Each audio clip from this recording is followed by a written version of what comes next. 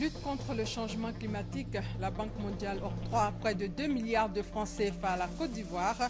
Le temps fort de la signature de convention dans quelques instants.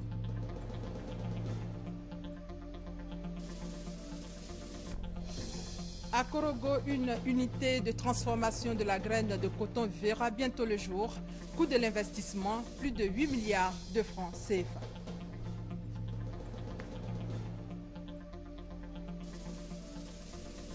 Et puis en Guinée, 5 ans après le massacre du stade de Conakry, les victimes réclament toujours justice.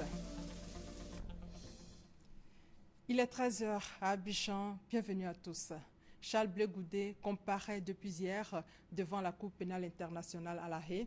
Il a été remis à la CPI en mars 2014. Le leader des Jeunes Patriotes est accusé de crimes contre l'humanité durant les violences post-électorales de 2010-2011. Il est accusé de 184 meurtres, 38 viols, 126 actes inhumains, 348 persécutions.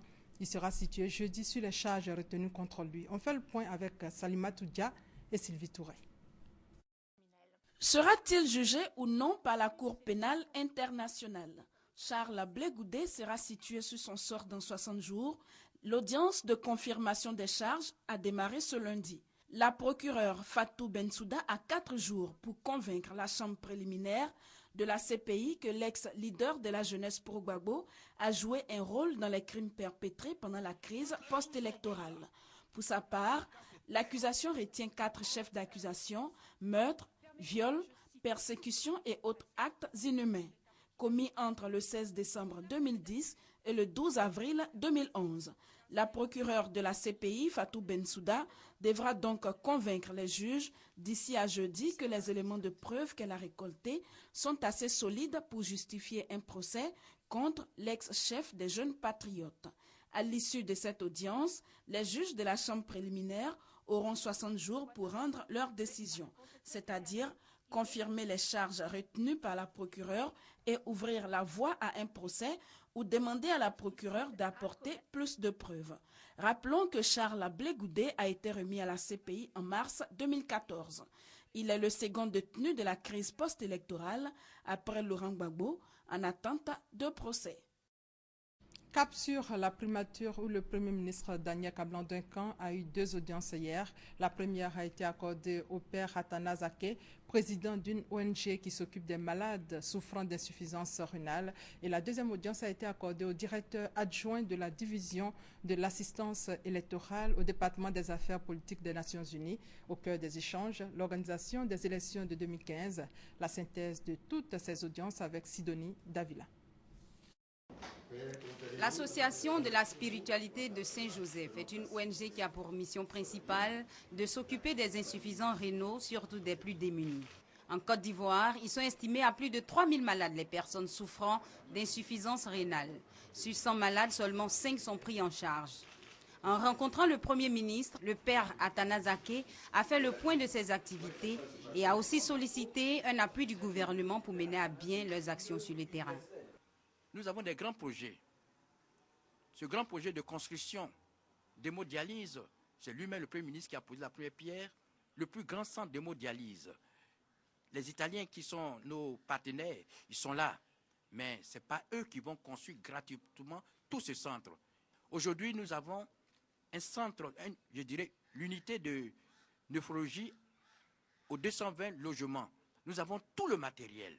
Il nous reste des kits. Et le Premier ministre a pris une bonne note, que le ministère de la Santé nous appuie. Parce que quand on voit un bébé de 22 mois qui dialyse, les parents n'ont pas d'argent, et que c'est l'association qui doit s'occuper, alors que nous sommes une association humanitaire à but non lucratif. C'est dans ce sens-là que vraiment on a besoin de l'aide. Un gala en faveur des insuffisants rénaux est annoncé pour le 14 novembre prochain. Ce sera l'occasion pour cette association de recueillir des fonds pour aider les malades. À la suite du père Athanase Aké, le Premier ministre s'est également entretenu avec Tadjoudine Ali Diabati, directeur adjoint de la division de l'assistance électorale. Au centre des échanges, la requête formulée par la Côte d'Ivoire au secrétaire général des Nations Unies en vue d'un appui pour les prochaines élections. Les 2 personnalités ont revisité ensemble les questions relatives à l'organisation de ces prochaines élections. Lorsque les Nations Unies ont une requête, il est de pratique que l'on vienne discuter avec la partie nationale pour savoir exactement quels sont les besoins réels de la Côte d'Ivoire en matière d'élection. Et donc, devant notre séjour, qui va durer du 22 septembre au 2 octobre, nous allons rencontrer, et nous avons déjà commencé, le gouvernement, toutes les composantes de la partie nationale qui sont impliquées dans le processus électoral. Nous allons également rencontrer les partenaires techniques et financiers de la Côte d'Ivoire.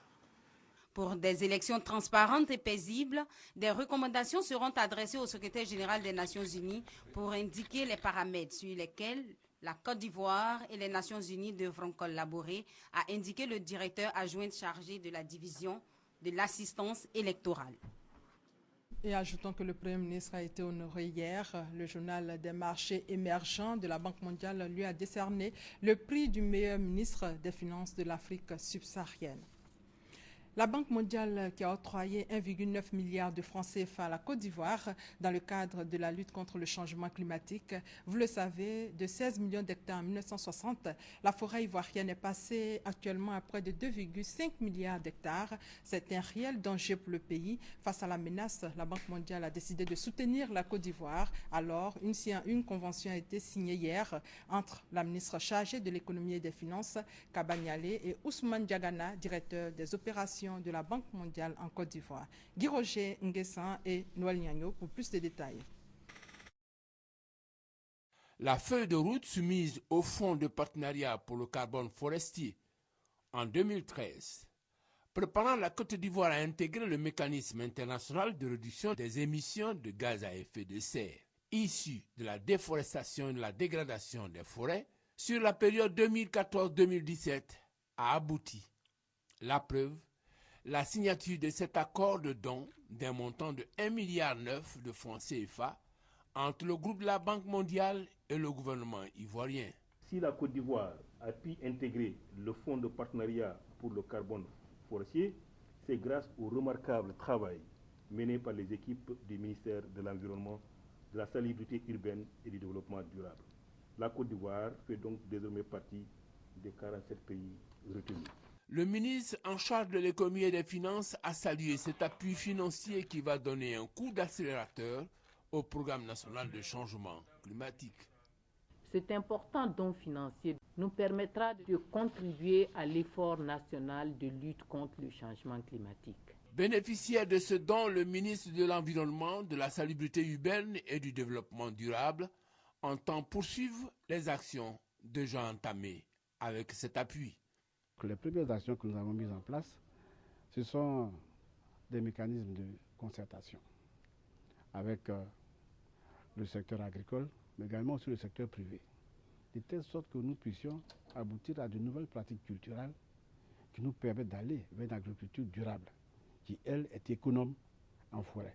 La signature de cet accord entre le groupe de la Banque mondiale et la Côte d'Ivoire intervient moins d'une semaine après l'adresse du président Alassane Ouattara devant la tribune des Nations Unies sur les dangers du changement climatique en Côte d'Ivoire.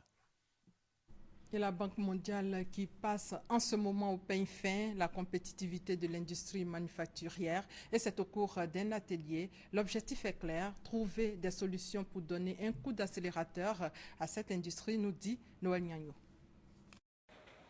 L'industrie manufacturière de Côte d'Ivoire, sa contribution aux exportations ivoiriennes a baissé 14% en 2000, 10% en 2012. Donc, baisse de 4 points. De plus, elle est très peu intensive en travail, à l'exception des secteurs de la production d'huile de palme, d'arachide, de coton et la transformation du bois et du poisson. Et comme si cela ne suffisait pas, cette industrie a des contraintes de compétitivité. Ces contraintes portent sur le transport, la disponibilité et le coût des terrains industriels, le coût de l'électricité, tout comme le coût de la qualité du facteur travail, sont inscrits sur le tableau des éléments plombants. Voilà les principales conclusions du rapport sur la compétitivité de l'industrie manufacturière de Côte d'Ivoire, rapport réalisé par la Banque mondiale. Mettre ces conclusions à la disposition des décideurs, opérateurs économiques échanger sur ces contraintes relevées par le rapport. Un atelier a été initié avec comme finalité trouver des solutions à propos parce que 2020 n'est pas loin. Surtout que l'émergence, c'est une croissance durable, inclusive. Il s'agit en effet d'assurer le développement économique, social, culturel et durable du pays avec l'ensemble des secteurs contribuant à cet objectif. Mais cet objectif passe également par le développement d'un secteur industriel dynamique, diversifié et compétitif, capable d'accroître la part des produits manufacturés dans notre produit intérieur brut et les exportations.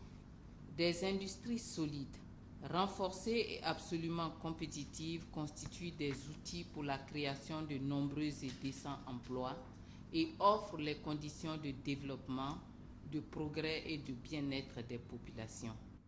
Au terme de la matinée de travail, autorités ministérielles au plus haut niveau, opérateurs économiques, partenaires au développement ont souligné la pertinence du rapport, indiqué les faiblesses et dégagé les pistes de solutions pour booster le secteur des industries manufacturières.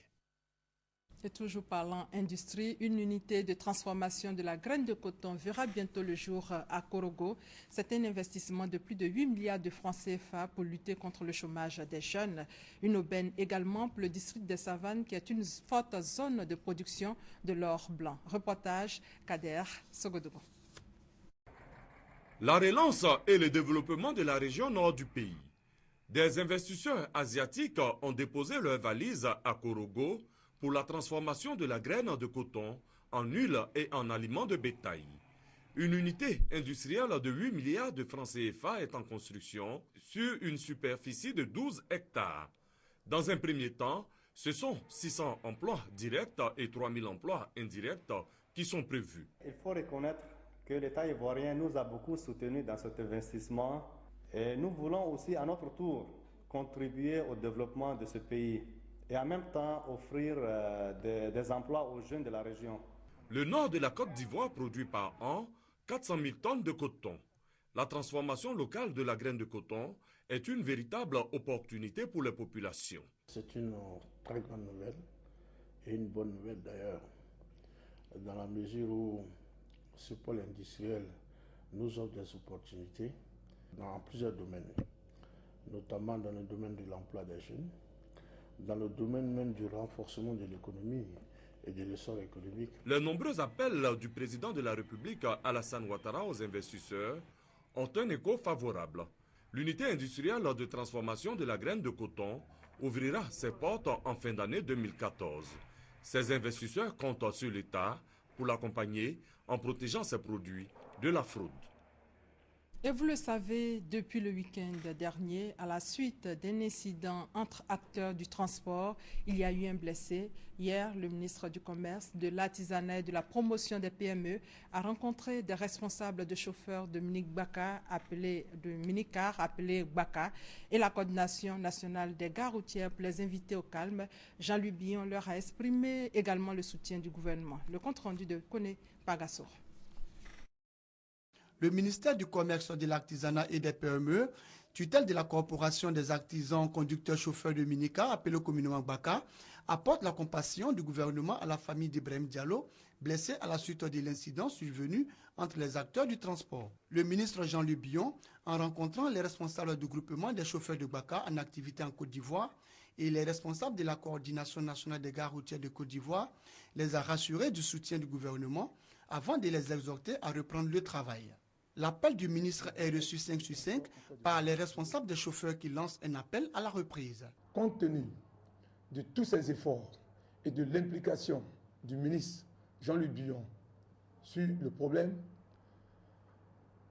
au nom du groupement et au nom du président Sanogo Taïrou, nous demandons à tous nos camarades de cet appel de sortir pour vaquer à leurs occupations.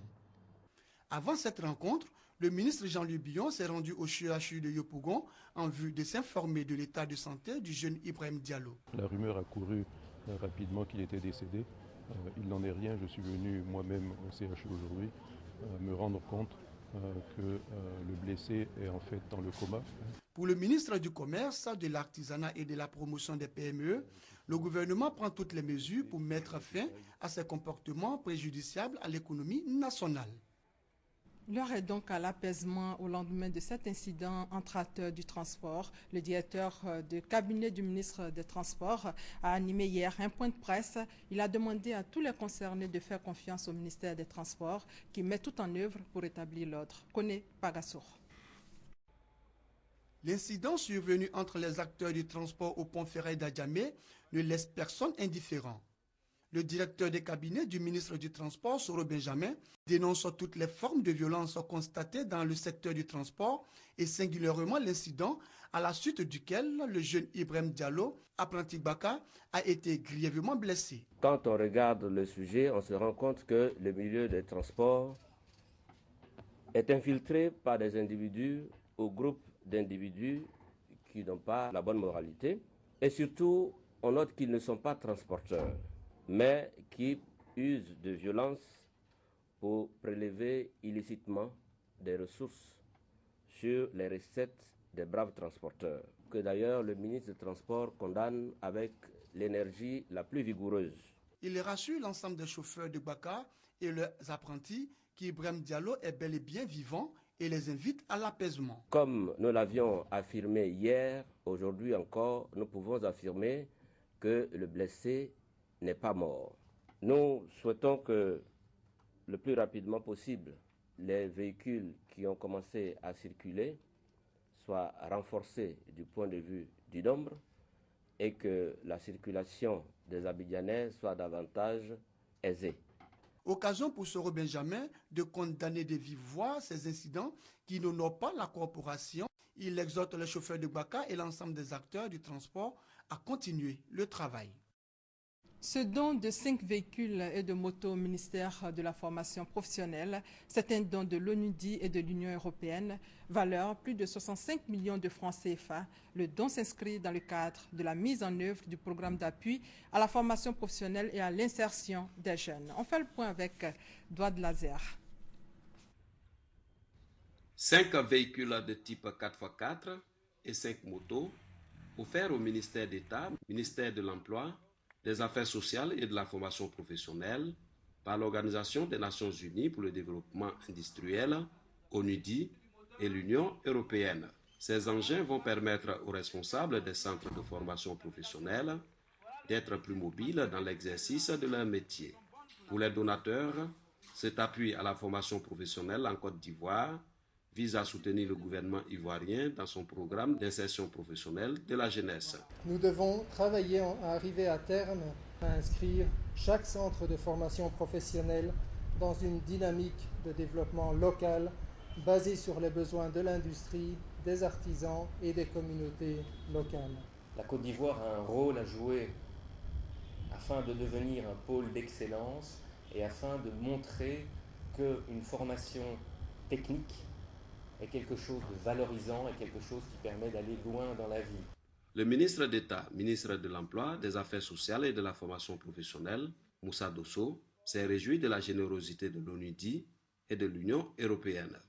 En acceptant d'exécuter le projet Proform, vous apportez la touche de qualité et l'incontournable expertise de votre agence qu'il fallait à notre système de formation. Voudrais-je vous renouveler mes encouragements pour les efforts soutenus dans la conduite de ce projet et surtout pour le respect du chronogramme des activités du dit projet. La valeur totale du don est estimée à 67 568 000 francs CFA.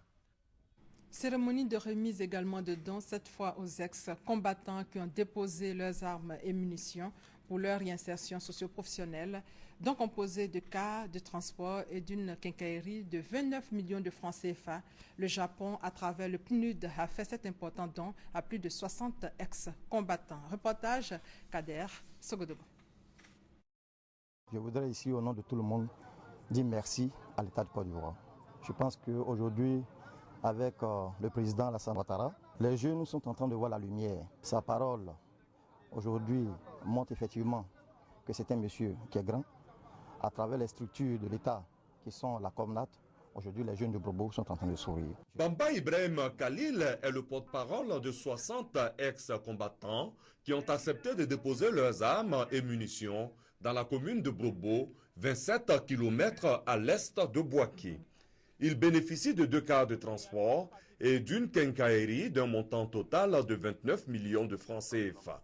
Ce don est la volonté du gouvernement japonais d'accompagner la Côte d'Ivoire dans sa politique de sécurité communautaire à travers le PNUD. Nous souhaitons que cette activité de désarmement et le dépôt des armes légères et des petits calibres soit sous-développé et que les jeunes surtout puissent avoir d'autres activités qui pourraient contribuer au développement de la Côte d'Ivoire. En collaboration avec l'ONG Service for Peace, basée à Bouaké, qui a veillé sur le processus, la Commission nationale de lutte contre la prolifération et la circulation illicite des armes légères et de petits calibres comme NAT ALPC rassure tous les déposants d'armes quant à leur réinsertion. Tous ceux qui veulent véritablement déposer des armes de façon volontaire pourront être accompagnés dans le cadre donc de ce programme de sécurité communautaire. La cérémonie de remise de dons de Brobo s'inscrit dans le programme de lutte contre la circulation illicite des armes et à la sécurisation communautaire en Côte d'Ivoire. Il va coûter 2,4 milliards de francs CFA sur une durée de 3 ans et concerne plusieurs localités du pays. Dans le domaine de la santé, la maladie à virus Ebola était au centre d'une conférence publique, conférence initiée par le maire de Ouagayo dans le département de Gayoua. Objectif, sensibiliser les populations de la commune sur la gravité de cette épidémie et les amener à changer de comportement face au virus qui a fait plus de 3000 morts en Afrique de l'Ouest. On fait le point avec Thérèse Tapéoboui. En 6 mois, la maladie à virus Ebola a fait plus de 3000 morts en Afrique de l'Ouest. Pour parer à toute éventualité, les autorités ivoiriennes ont pris des dispositions et des mesures afin d'éviter que cette maladie ne pénètre en Côte d'Ivoire. Dans la commune de Ouagayo, localité située dans le département de Gagnoua, région du Go, le maire, Pierre Dakouri Tablé, a de son côté initié une conférence publique sur la maladie qui crée une cause dans la société. 2 experts de la direction départementale de la santé et de la lutte contre le sida de Gagnoua ont été commis pour animer cette conférence publique. Projection de film à l'appui, ils ont informé et sensibilisé les leaders d'opinion, à savoir les chefs de village, les chefs de communauté, les guides religieux sur la maladie à virus Ebola, en allant d'un rappel épidémiologique jusqu'aux signes cliniques de la maladie et les mesures d'hygiène qui s'imposent. Les leaders d'opinion ont pris l'engagement de répercuter ces informations dans leurs villages et quartiers respectifs. Le sous-préfet de Ouagayo a félicité le maire de la commune pour cette initiative, enjoignant les leaders d'opinion d'être des relais pour informer sur les mesures préventives arrêtées par le gouvernement. Et puis pour lutter justement contre la maladie à virus Ebola, les élèves et écoliers de Ouangolodougou viennent de recevoir un don de désinfectant. Ils ont aussi reçu des fournitures scolaires. C'est un geste d'un cadre du département qui vise à accompagner l'État dans sa politique de gratuité de l'école. Reportage Kader Sogodogo. Le manque de fournitures scolaires est un véritable frein à la scolarisation et à un cursus scolaire normal de nombreux enfants. Dans le département de Ouangolodougou, à l'extrême nord de la Côte d'Ivoire, les cadres ont décidé de contribuer à une bonne scolarisation de leurs enfants. C'est le cas de Traoré Drissa, opérateur économique qui vient de faire don de fournitures scolaires aux élèves des 27 écoles primaires du département et aux 2 établissements secondaires de Ouangolodougou. Il a aussi remis des désinfectants à ces établissements pour lutter contre le virus Ebola. Traoré Drissa veut accompagner le chef de l'État dans sa vision d'une école gratuite et ouverte à tous. C'est ma façon d'accompagner le président Alassane Ouattara dans sa politique de gratuité de l'école et de l'éducation pour tous. J'exhorte les uns et les autres à soutenir notre école pour que demain nous ayons des cadres bien formés. Pour moi, les enfants bien formés bien encadrés, sont des potentiels acteurs du développement pour une Côte d'Ivoire prospère et émergente. Les autorités politiques, administratives, les élèves et les responsables du système éducatif présents à la cérémonie de remise de dons ont tous salué cette générosité. Pour la drainette de Djologo, l'émotion est grande. Merci à monsieur le donateur, merci au DG qu'il est, merci aux frères qu'il est, merci aux parents qu'il est ce matin, merci aussi à tous ceux qui ont contribué que cela soit. Présente à la cérémonie de remise de dons, l'artiste Mawa Traoré, en bonne ambassadrice, a invité les élèves à prendre une part active à la lutte pour leur scolarisation en se mettant au travail. Pour les examens à grand tirage, le département de Ouangolo-Dougou a enregistré l'année dernière des résultats satisfaisants. 57% au baccalauréat, 60% au BEPC et 85% au CEPE. Dans le département de Tabou, les populations de Fete et de Grabo, elles s'intéressent au développement. Une journée consacrée au développement a été marquée par le lancement des travaux à réaliser pour le bien-être des populations. Thérèse Tapéoboué. Les travaux lancés au cours de cette journée concernent l'ouverture de voies, de la pose de bus et de rechargement sur plus de 10 km pour faciliter l'accès aux différents quartiers et villages de la commune. Cette journée a été l'occasion pour les autorités municipales de Grabo de poser la première pierre d'un bâtiment de 6 classes à l'école primaire de Gbapé, de doter les établissements primaires de Grabo de plusieurs centaines de tables-bancs et d'une dizaine de lave-mains afin de prévenir la fièvre Ebola qui sévit au Libéria voisin.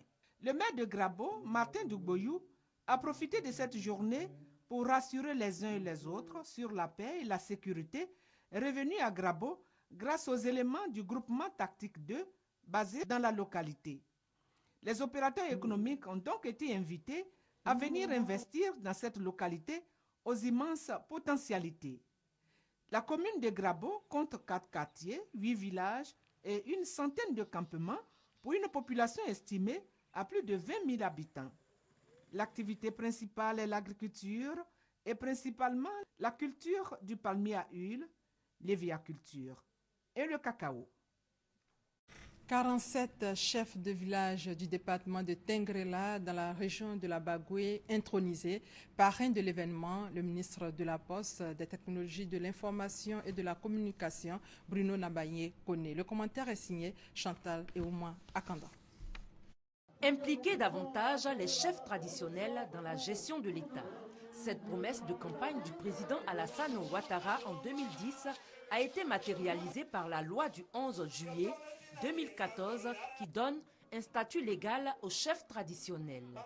À Tengrela, dans la région de la Bagoué, 47 chefs de village du département ont reçu chacun un arrêté de nomination des mains du ministre Bruno Nabanye Kone, parrain de cette cérémonie d'investiture. Une cérémonie qui est symbolique à plusieurs égards. Et le premier symbole qui frappe tous ceux qui arrivent ici, ce premier symbole, c'est la solidarité entre tous les frères, toutes les sœurs du département de Tengrela. Tous les chefs sont ici, unis. J'insiste sur le mot unis. Unis et sans différence, tous dans la même tenue, qu'ils sont derrière la même cause. Ça veut dire qu'ils travaillent tous pour le même objectif, l'intérêt des populations de Tengrela. Et je voudrais vraiment les féliciter pour cette grandeur d'âme. Occasion pour le parrain d'appeler les populations à l'union, à la solidarité pour le développement de leur région. Des questions d'actualité ont été également abordées, notamment la réélection du président Alassane Ouattara en 2015 et l'épidémie de la fièvre Ebola qui sévit en Afrique de l'Ouest. Enfin, Bruno Nabanye Kone a visité la première case de Tengrela et procédé à la pose de la première pierre du hangar des chefs coutumiers du département de Tengrela. En religion, la paroisse Jérimouama, la nouvelle alliance de Bingerville, célèbre son 13e anniversaire, une célébration marquée par plusieurs cultes et adorations. Konaté Moussa et Franck Kouadio. 13 ans que la paroisse Jérimouama, la nouvelle alliance dans la commune de Bingerville, a vu le jour. 13 années au service de la foi chrétienne céleste, l'événement est célébré. Nous sommes une jeune paroisse, mais nous sommes dans l'obéissance de la crainte de Dieu. Et à ce titre, nous devons de suivre ce que le prophète Oshepha a laissé. Le Saint-Esprit doit nous guider à comprendre que nous sommes dans l'Église uniquement pour rechercher le royaume des cieux. Et c'est cela notre mission. Culte d'action de grâce, chants et louanges ameublent cette célébration. Ce 13e anniversaire marque également la 13e édition de la grande fête de moisson de la paroisse, occasion pour les fidèles de faire des dons et recevoir la bénédiction du Seigneur. Nous nous réjouissons de fêter cette 13e édition de la fête de moisson pour témoigner toute notre reconnaissance à l'Éternel. Son assistance et sa protection ne nous pouvons faire de faux. Alors aujourd'hui, cette journée est une journée de charité, une journée de donner et de recevoir, une journée où tout chrétien vient épargner de la maison de Dieu. La paroisse Djerimoyama, la Nouvelle Alliance, compte plusieurs fidèles qui témoignent de leur foi. Et vous allez le voir en image. Pour terminer, la Guinée a commémoré le 5e anniversaire du massacre du stade de Conakry. 150 personnes ont péri ce jour-là au cours d'un meeting politique. 5 ans après, les victimes réclament justice. Et c'est la fin de ce 13h. Merci de votre fidélité.